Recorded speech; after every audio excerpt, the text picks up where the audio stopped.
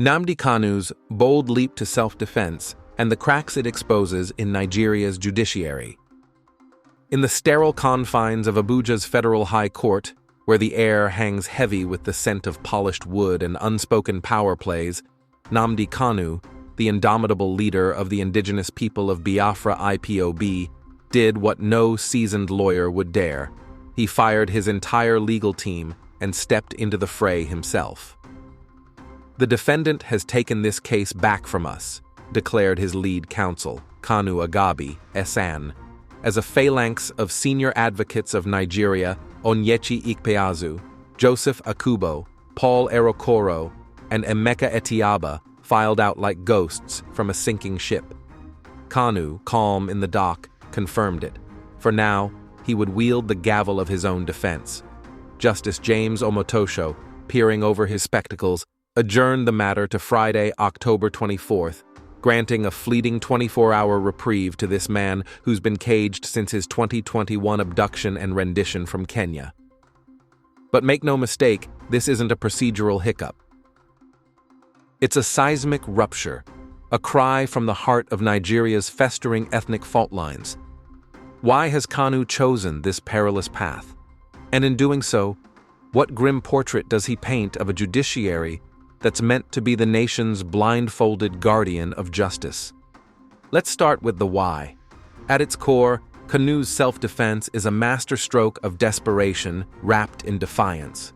For 4 grueling years, he's navigated a labyrinth of charges, terrorism, treasonable felony that stem from his fiery broadcasts on Radio Biafra, where he rallied Biafran people against what he calls a genocidal Nigerian state.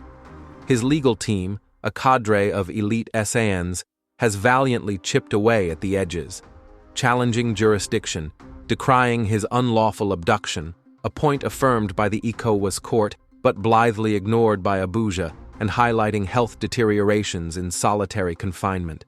Yet progress crawls, appeals drag on, adjournments multiply. Enter the lawyer's withdrawal, not a mutiny, but a respectful retreat, as Agabi put it, because Kanu took the case back. Whispers in the corridors the SANs feared being mere puppets in a theater, Kanu now directs solo. As a pro se defendant, unburdened by bar oaths or collegial caution, Kanu can name names without restraint. He's already teed up a roster of 23 witnesses that reads like a who's who of Nigeria's power elite. Governors Hope Uzodinma and Babajide Sanwo-Olu, former Rivers strongman Nyesom Wike, now FCT minister, ex-army chief Tukur Buratai, Theophilus Danjuma, and even his own brother, Prince Emmanuel Kanu, to testify on the 2017 military raid that razed their family home. These aren't footnotes. They're subpoenas aimed at the jugular allegations of rendition complicity, fabricated evidence, and state-sponsored atrocities against the Igbo. Why now?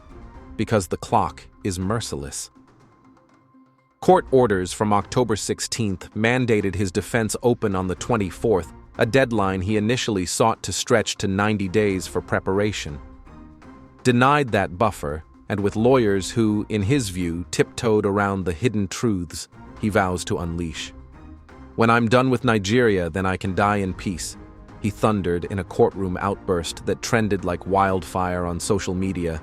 Kanu has nothing left to lose. Self-representation isn't hubris, it's agency reclaimed. In a system where his 2018 bail was revoked on flimsy pretenses and international pleas from Amnesty International fall on deaf ears, Kanu sees his voice as the only unfiltered weapon. It's a gamble.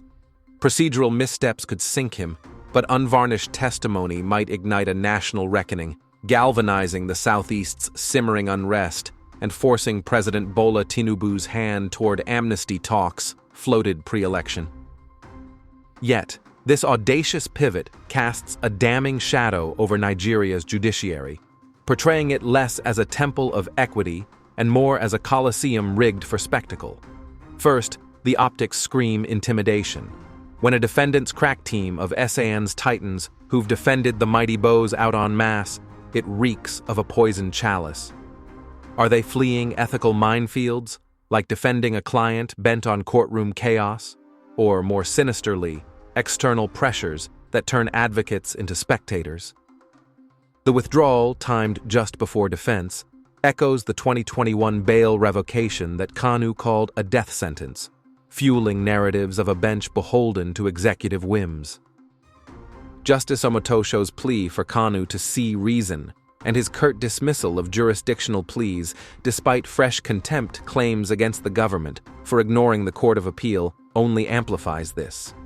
It's a judiciary that preaches due process but practices expediency, where capital trials unfold with the haste of a market brawl.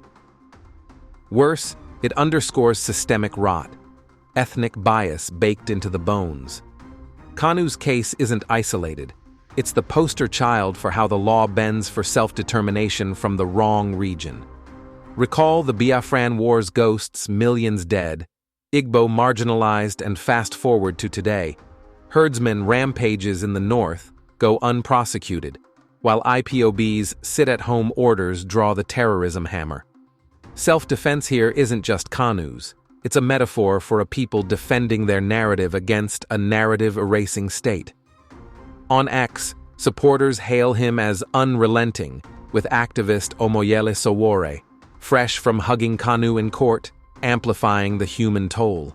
Critics? They dismiss it as grandstanding, but even they can't ignore the chill.